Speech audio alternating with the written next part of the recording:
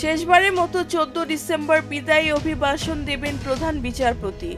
দেশের সব জেলা জজ, মহানগর দায়রা জজ, চিফ জুডিশিয়ারি ম্যাজিস্ট্রেট ও চিফ মেট্রোপলিটন ম্যাজিস্ট্রেট সকলের উদ্দেশ্যে বিদায়ী অভিভাষণ দেবেন তিনি।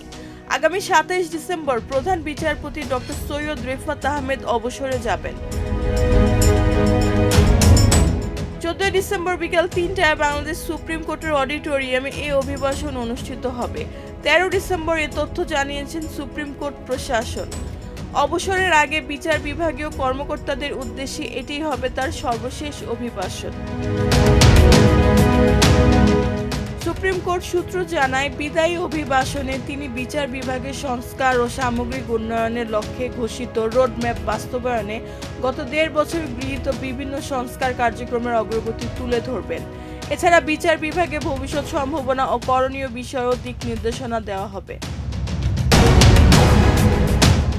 2024 সালের জুলাই গণ অভ্যুত্থানের পর দেশে 25তম বিচারপতি হিসাবে দায়িত্ব গ্রহণের পর তিনি 21 সেপ্টেম্বর দেশের সব বিচার বিভাগীয় কর্মকর্তাদের উদ্দেশ্যে বিচার বিভাগের সংস্কারের একটি ঐতিহাসিক রোডম্যাপ ঘোষণা করেন।